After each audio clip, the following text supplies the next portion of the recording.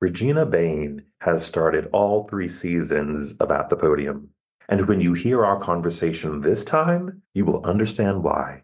This season, I want to explore the legacies we leave behind. And the answers all vary significantly, as varied as what the word legacy means to the guests who sit with me. But even as we think about leaving legacies for other people, we need to also think about the space that we create for ourselves. The legacies that we leave are both exterior, those that impact the lives and the DNA of people known and unknown to us, and they are interior, the unseen places within ourselves that we hold only for us. As the executive director of the Louis Armstrong House Museum and Archives, Regina is daily touching the legacy of one of the greatest artists of the 20th century. She is also discovering the spaces of creativity within herself to find, as she says, the dimensionalities of legacy.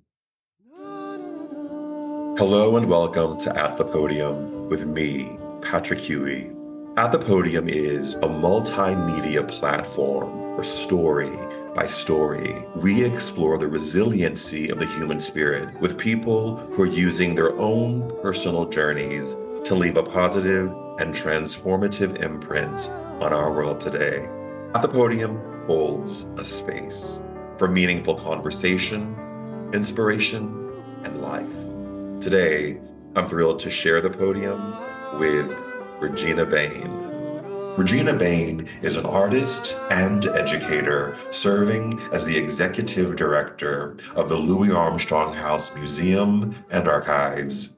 Previous to her appointment at LAM, Ms. Bain served as associate vice president of the Posse Foundation, a national leadership and college access program. Bain's efforts helped to increase Posse's national student graduation rates for 4 consecutive years. Bain is currently the co-chair of Culture at Three's Anti-Racism Subcommittee, and she serves on the National Advisory Council of Urban Bushwomen. She also serves on the Yale Board of Governors. Ms. Bain is committed to social justice. She facilitates and trains others to facilitate conversations on social identity, leadership, and group dynamics. Ms. Bain earned her BA in African American Studies and Theater from Yale University and received her MFA from the Yale School of Drama. Ms. Bain was also the first guest to appear on seasons 1 and 2 of At the Podium. Regina, welcome back again to Thank At the you. Podium. It's good to be here. It is good to see your face. How have you been? You've had a big 2023. How are you feeling as you walk toward these last couple of weeks of 2023? Feeling a sense of possibility, of nostalgia, of looking back and looking forward. This is the year that we opened the new Armstrong Center across the street from the historic house. So this is Louis Armstrong's legacy that I'm sitting in and helping to move forward.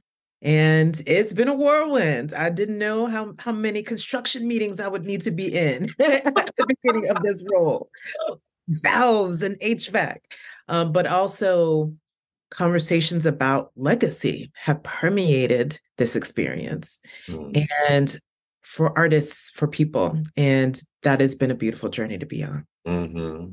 It's so funny because as I was thinking about what season 3 was going to be, the thing that instantly came to my mind was what is legacy? I've talked about people finding their voice and, what are those leaps of faith that people have had to take? But for this season, the idea of legacy and what we leave behind and really resonated within me so I was going back and forth, and I took a long time to figure out, is there even going to be a season 3? But this idea of what we leave behind, and maybe it's my age, and maybe it's just, we've had such an unbelievable few years. So maybe all of that is like, okay, so what is the thing that we're leaving behind? And you kind of know what sparked it, Regina, was that I love history, right? So I love history. And I was sort of on my phone. I was on my phone and I was deleting emails just to create more space on my phone. And I was like, I'm literally deleting parts of my life Yes. that not that anyone's going to ever read them, but these things are gone. And I was like, so what's left behind if everything is so disposable? And then we can close our Instagram accounts and Facebook accounts and delete them and all that information, those pictures are gone. What do we tangibly leave behind? And that says that we were actually here. There's a word that I learned coming into this role, and that's archivist. And it's a role, it's a fancy word for someone who remembers and cares for memories through tangible things like pieces of paper, programs, and pictures, and but also puts writing to those memories. And it's a profession. You can be an archivist for any number of institutions, but you can also be an archivist in your family. There, all of us probably have that one, that aunt, that uncle, that cousin, that someone who keeps things Yeah. and has them in a scrapbook and helps to tell the family story. And how are we archiving our own lives? And Mm. in order to do that, we have to feel that our lives are worthy of being remembered. Ooh, That picture, that program, that memory is worthy of being kept and chronicled, yeah. and that someone will be interested in learning about it. That's a journey to go through as a person, as a family, as an institution. You're worthy of being remembered. There's something that you can pass forward that is of worth. That's a journey, and it's a good journey to be on. It's interesting that you say that because I have been in this space where I am reevaluating what my dreams have been. Mm. And it's related. I think the dreams are perhaps the initial manifestations of the things that we hope to achieve. Those things that we hope to achieve become the things that become our legacy. That legacy becomes a thing that lingers after we've left the planet. And so I think those initial dreams that we have are the sort of blueprints, the the floor plans of what the legacy and the things that we leave behind. It's very real to me now because as we're shooting this, I'm in Nashville, where I went to undergrad at Vanderbilt. So I'm walking through those spaces again. And the dreams that were dreamed there with my friends, the dreams that we dreamed together at Yale, for most of us have shifted because you just live, right? But they were like the initial passes at being the archivists of our own lives, I think, those dreams that we held. You know what I mean? I do. And for me, I remember dreaming when I was a very little girl, that I wanted to think about teaching, that I wanted to think about writing. And at some point, I said theater.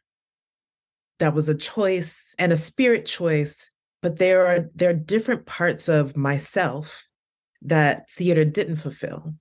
And so I was looking for those other pieces as well. And part of my life's journey has been trying to find the professional activities that fulfill the entirety of my being. That's very hard to do. And I've discovered that some of it is profession and some of it is not. It's just about life. How are you living your life to fulfill the things that are important to you? What's important to me is art, and that the freedom to think and feel, and that provocative art, that's important to me. It's important for me to be a part of, to make happen. And the thinking part of it, that art makes people think, I Mm, can fulfill in other ways than being on the stage. I can fulfill by being a person that makes the stage for other people, that mm, makes space for people to think. And that's been a journey to know there's a core of what I want to do. It's about preparing incredible experiential living activities for human beings. You mm. can do that on stage, you can do that off stage, you can do that one on one, you can do that with thousands. And that's the journey I've been on. Do you not miss the applause, the No, public nature of that? no. Because what I loved about theater, what I still love about theater, is being in front of another human being, the way I'm in front of you right now, Mm. and speaking to them and feeling them and having that produce a meaning, reveal a meaning for me and for the people who are watching, hopefully. Experience, that's the provocative piece of that. The applause is nice, but I really liked class. I liked class because I got to rehearse what it means to be human with another human being in front of me. That's what I love the most about theater. Mm. Do you miss the applause? I do. I think because my love language I've learned is validation, like Mm, words and applause, and is I think is a form of a validation like that. I also miss when we stepped into those rehearsal halls, we were working at an incredibly high level, which I didn't even realize we were doing until I left and started working with people who hadn't been through what we'd been through. And I was like, oh, okay, yeah. But I miss that process, that collaborative process with people who could walk the walk and talk the talk.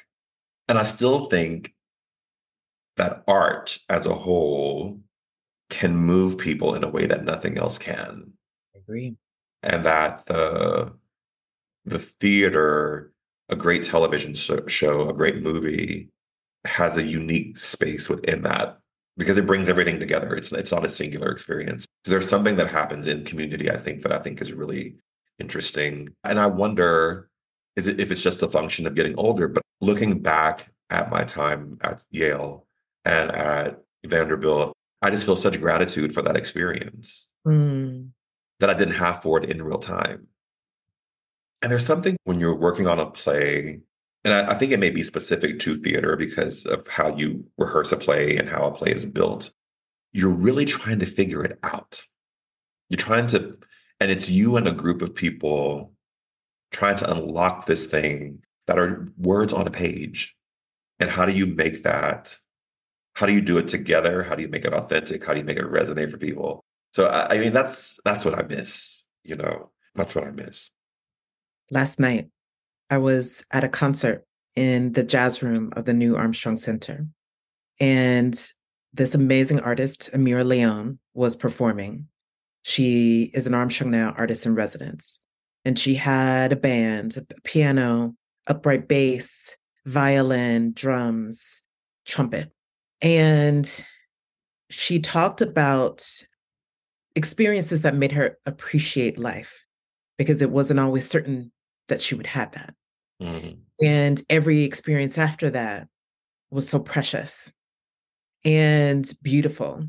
And she wanted to be present and make sure that we in the audience were present to the gift of this moment.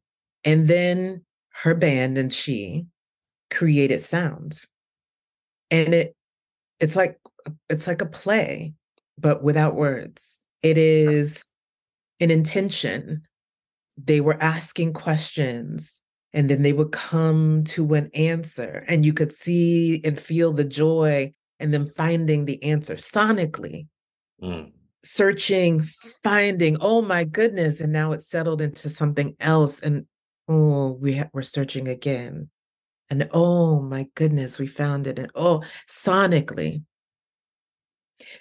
I am thankful to be in those rooms with musicians, and I think particularly jazz musicians, that this is the tradition Yeah. of having an incredible foundation in technique that allows you to be with other humans in the space, search, ask questions, and find the answers, whether it's sonically, whether it's with words. That's what I love about art. And I found that last night. And coupled with death, frankly, there's been a lot of death for me personally, and I think for many of us in these last few years. The appreciation of life that comes and the appreciation of art within that. I felt that last night. And that's really important for my work and my life and my art. Yeah, we have had a lot of death this year. We have. Um, we lost three of our classmates who Mhm. were at school with us at Yale when we were at school. And I think the passing of Leslie Elliott, who was the class beneath us, he was 46, died in his sleep. But that sort of shook me a little bit because we were in fame with Leslie, you know, and to lose a light really struck me. And then to lose Rio, who was in our class just right before Thanksgiving, the week of Thanksgiving, Mhm. and made all of these things feel much more acute. So perhaps that is what has made me feel even more, you know, this ain't a dress rehearsal, No, it's not. you know. And you look back at, it was so funny as I was walking around the Vanderbilt campus yesterday. I was looking for my dorm, which is torn down from when I was there. And outside of the dorm was this young guy who turns out to be he was a senior graduating. And I asked him, I said, is this Vanderbilt Hall? He's like, oh no, this building was built here 10 years ago. So Vanderbilt Hall has been gone a very long time. But he was telling me that he was a senior. He was moving to San Francisco to work in robotics, doing something I had no idea what he was talking about, what he was going to be doing, But I saw in him that really looking forward to what his life outside of this institution, what his life was probably like.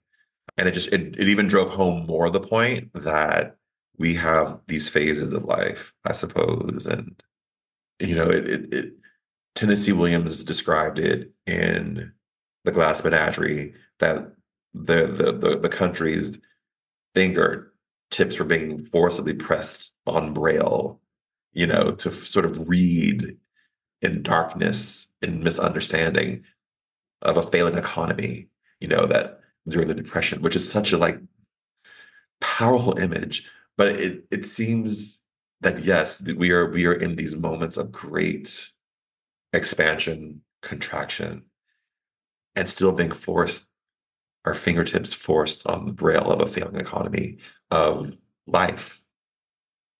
Lord, Tennessee. This is what I mean by art provoking, making you think and feel. It's tangible. I can see it. I can feel it. The fingers pressing down on ridges and bumps and being made to learn Yeah. physically. I think that's what these last couple of years have been. I think this what this next year is going to be. I feel like I'm being physically forced to learn.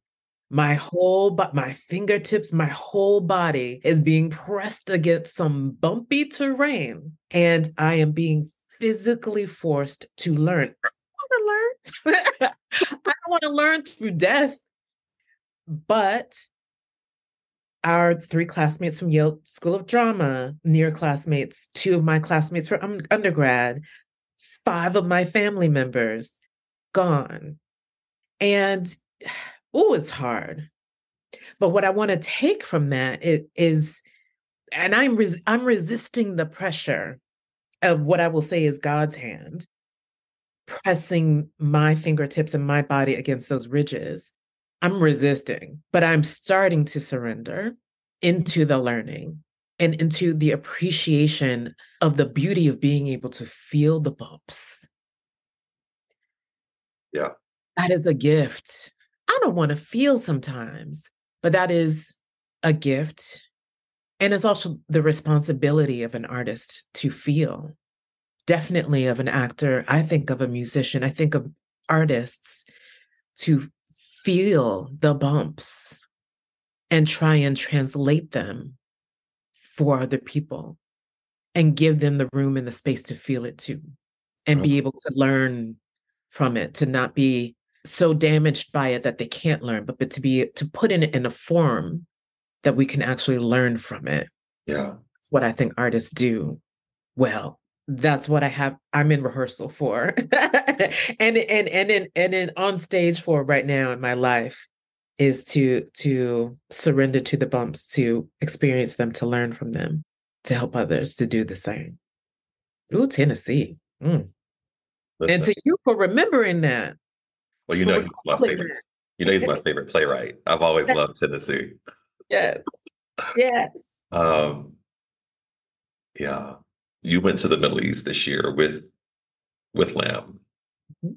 And there's a quote from you on the US Department of State's website. Do you know that? Yes. Okay. I don't actually, I saw it and glance. Yes, I know it's there. So here's the quote that you said, because you went to Bahrain Mhm. and you said art in embassies actualizes the value of cultural exchange, creating relationships rooted in ideals that go beyond language and that may make the difference when individuals, organizations, or governments must make the decision whether to turn away or engage. As Louis Armstrong says, a note is a note in any language. If we all understand the music, perhaps that establishes the trust and opens the door for us to understand more. Now, my first question, just so that people understand, why did the US Department send you to the Middle East? Why they send you there? And what was your mission? And what did you teach? And what did you learn on that Yes. So, Louis Armstrong, amazing trumpet player, vocalist, America's first Black icon, musical icon, traveled to 62 different countries. So the world knows him. And people from America travel through the world. And there's an amazing ambassador from America to Bahrain who was moving there for the first time. And he was setting up his home. And art and embassies, as a part of the US State Department, helps an ambassador to feel at home in their space, in their new place, and literally to put art into their homes. And this ambassador wanted art about jazz and about Louis Armstrong in particular. So the State Department came to us and said, "Can we borrow some things?" And we said yes, and sent them over. And then the State Department said, "Can you come and talk about the things that you sent?" Because the ambassador would like to have a conversation with he and with the community that he's built about this. And so I went. And it was my first time traveling internationally after COVID, first time to the Middle East at all. So I had anxiety and concern. And I'm so glad that I went. And I learned a great deal. I learned firsthand how beloved Louis Armstrong is in many places in the world because the people there knew him and were telling me stories about him and the things that they knew. And then there were things that I could share that they didn't know and share more about the context of race in America that made Louis Armstrong and that made his ability to travel the world, to go to the South, to have music that was appreciated by many races, why that was a miracle Yeah. in the context of race in the United States, but also in these cultural contexts that in other countries that are different. So it was a gift to be able to do that and to know that can be the beginning. We this year I got to go to Germany with the Das Minsk Museum in Potsdam, where Jason Moran, who curated our exhibit in Queens, worked with the executive director of Das Minsk, and they curated a conversation about Louis Armstrong when he went to Germany when the wall was up, Mm. and how he was engaged in a conversation about democracy and freedom in a space that didn't have it. And that was amazing to go there and see people who had pictures of Louis Armstrong in their personal archives and were bringing it back after 50 years to share. I like traveling. It breaks me open in a way that is very important. And I know that you travel a great deal. You were stationary for a while, semi-stationary, A little bit. a little bit. Yeah. You went out into the world too. And so I'm wondering what that was like and what you found when you went into the world. How has it changed? How have you changed? This time around, I've been spending a lot of time in Eastern Europe, which is it's not super different, but we have a different relationship to Eastern Europe because much of it was not available to us for so many decades. So I've been spending a lot of time in Eastern Europe and really moved by the the culture of people who have been oppressed and how even under the specter of communism and authoritarianism, so many of those countries and those civilizations thrived. Their art thrived, their cuisine thrived, their education continues to thrive. But there's a roughness to it because it's not polished. It's not, you know, the Mona Lisa isn't behind a glass form with a rope line that you have to sort of. When I went to see Gustav Klimt's Kiss, you could almost touch it when I was in Austria. I think it was the Belvedere. You could almost touch it. It felt much more, again, the Tennessee Williams image of the fingers being forcibly pressed upon a braille of a failing economy kind of experience. It feels just a little bit more real to me. You see the human struggle, when you're in these countries, and you also bump up against so many more different types of people and races and ethnicities than we do in the US. I mean, we're so spread out. We're so far removed that when you start going overseas into these different countries, you really have to interact with humanity in a way that we kind of don't do that here just because we're very far removed. So that's been what it's like for me. Mm-hmm. And one thing that traveling a lot has taught me is the American culture has been very well exported.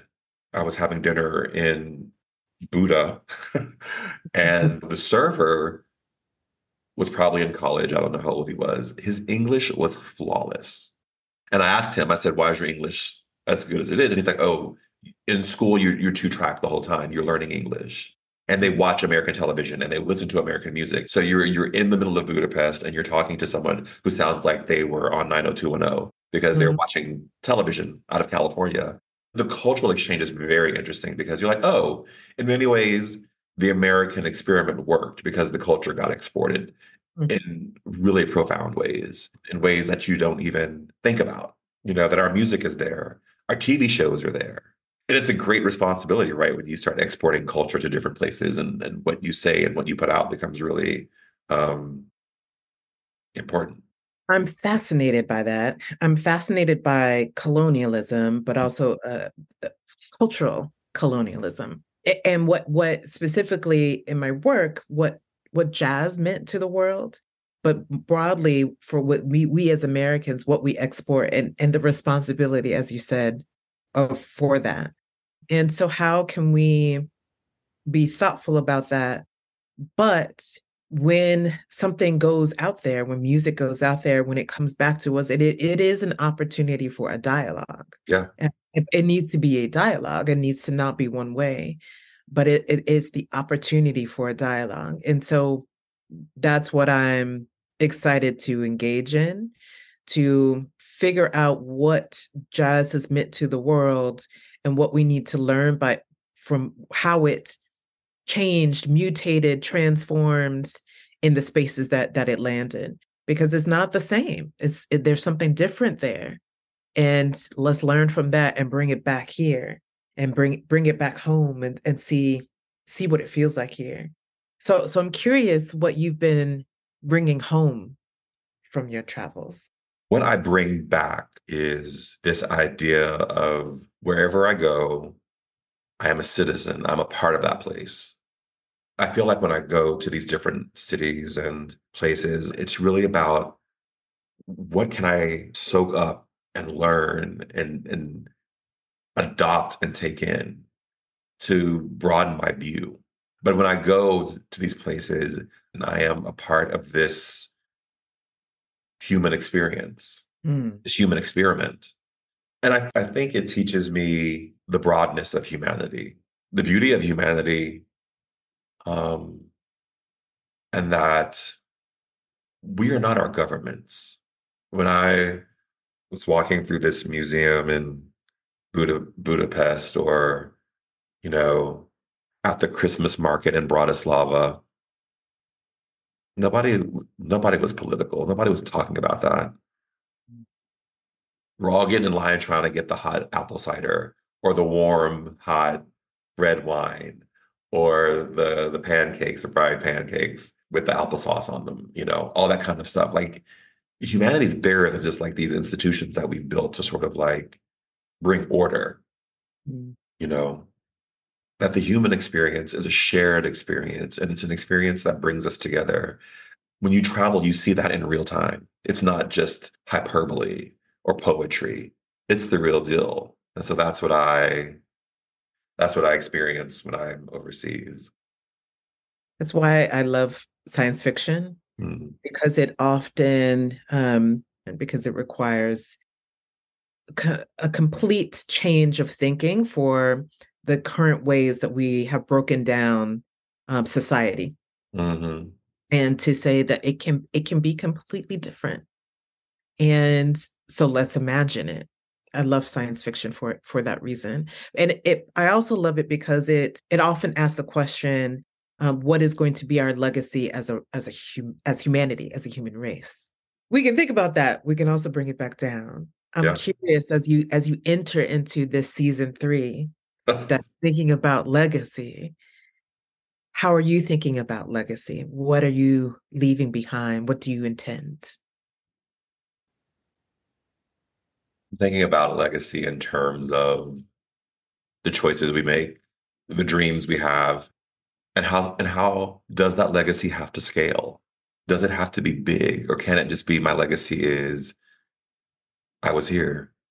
I think there's something there. And I think as I get older, and as my dreams shift, I think, well, where do I want to spend my time? Because that's where your legacy will be. And being open to the surprise of it all. Because I don't have today, I don't have those answers. You know, I wish I had them, but I don't have them today. Mm. I think it's good to be in a process of discovery about those things. What I love when you said, I'm thinking about my legacy, and maybe my legacy is that I was here. That really hit me because we are here. That is not to be taken for granted. I think about my grandmother, Wilhelmina. She was 98 when she passed. And I thought about that recently when I was struggling with these people in my life who have passed. And I thought, wait, everyone she knew passed before she did, basically, unless it was her children, all of her peers. She lived long enough to see all of them pass Mm, and to experience all of that loss, and to think about and to have time to really think about the things that she did not accomplish, because I know she had some dreams that did not come true. mm. And yet there was beauty. Yeah. And I don't know if I actually heard these words, but when she went in the hospital, I thought I heard her say in the throes of, she was not quite conscious, but I heard her say, "It's time." Mm. And just what kind of life you have to live to come to the moment to realize it's time. It's time. Oh, that's a gift. And I feel like that's a journey that we're on, to be able to come and settle into a moment when we know it's time. It ain't that time yet. No, but you know but what? uh, It circles back to what you said earlier too, and you just struck me with that you know, even as we look at the changes that we have to make in our own lives and the cycles and seasons of our own lives, there is that moment when it's time. time. It's time to say goodbye to something, hello to something else. It's time to. I'm also curious about this idea of what we let go of, you know, in addition to legacy, because a legacy stepping into effect is letting go. So you're not here anymore, or you're not there where you were before. And I wonder in your life, your career, what you've had to let go of to have the life that you're living that's so amazing today. Mm.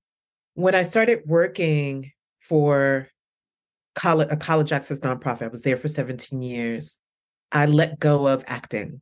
I don't Mm, think I had to let go of it at the time. I felt that I needed to let go of it because I felt that I was stepping into something different. I think for younger people nowadays, that phrase. Um, there's a sense that professional activities can encompass many things, and you don't have to let go of some aspect of yourself to do to do something else. You don't have to be a lawyer forever or just a lawyer. You don't have to be just anything. You can have multiple professional activities that are speaking to who you are. I think that's more of a sensibility now. But at some point in my life, I thought I had to let go. But there was a time when I'd been at an organization, a posse for 17 years, when I was like, it's time.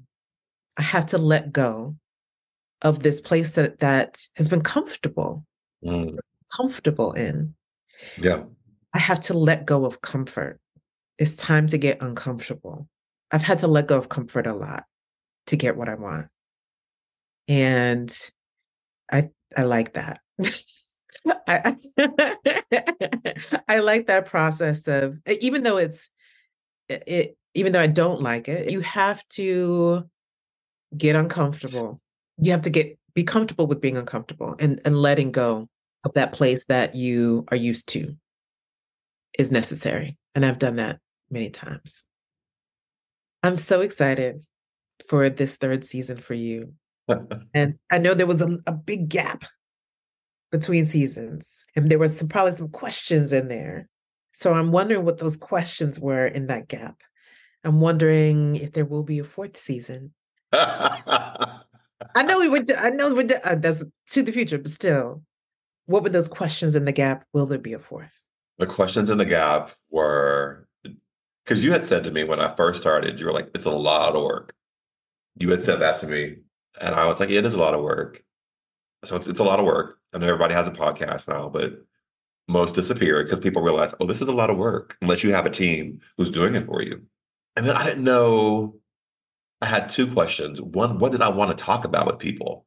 And then this idea of legacy started it literally just kind of came to me. I was like, oh, this is going to be a time about legacy. And then I was like, I don't know who I even want to talk to.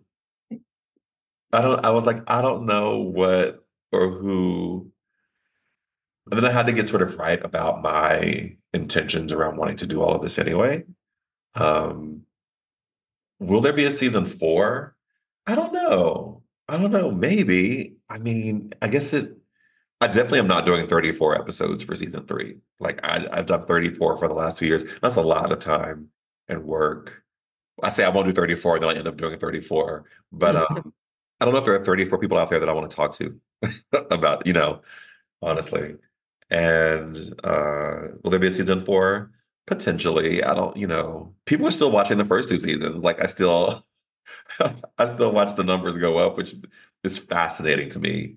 Um, because it really, when you put something out there like this, it lives forever. It never goes away. I guess unless you take it down, but even then it doesn't really go away. Talk about legacy. Talk about legacy. And so it's interesting to me to see people like sometimes I'll check in and just see how the different episodes are performing. And I'll be like, why did 50 people just watch that episode? It just it hits for some reason.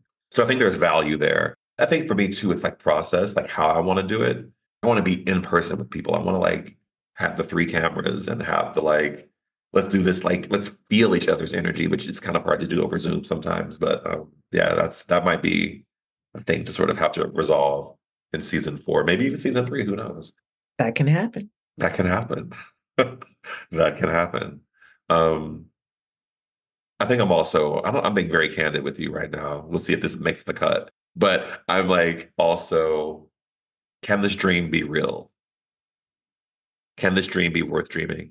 Do you know what I mean? What does real mean in this context? I don't understand the question. That's again. You said, can this dream be real? Can this dream be real? Can the impact, the reach that I really think these episodes have been worthy of really be there? Mm. Can the work have the resonance that I think it should have, that I want it to have?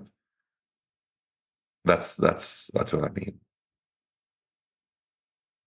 So Armstrong made thousands and thousands of hours of self-recorded audio. Yeah. Brought reel-to-reel tapes. He had a portable one. He had one at home. He would turn it on when he was having parties, fights with his wife. He would record himself listening to the bells in another country in a hotel room when he was all alone. He would just turn it on. And we have that now. And we can listen to him in a hotel room alone, listening to the bells at Christmas and hear the scratches of him writing a note, a letter. I don't know. I think he knew we would want to listen to it. He had no way of knowing who would listen, how many would listen. That piece of the technology was not available yet. Yeah. He could just record and store and preserve. Later came the ability to digitize, to share. I think there's value. I think there's immense value in recording. And then a decade from now, the numbers keep ticking up on season 1.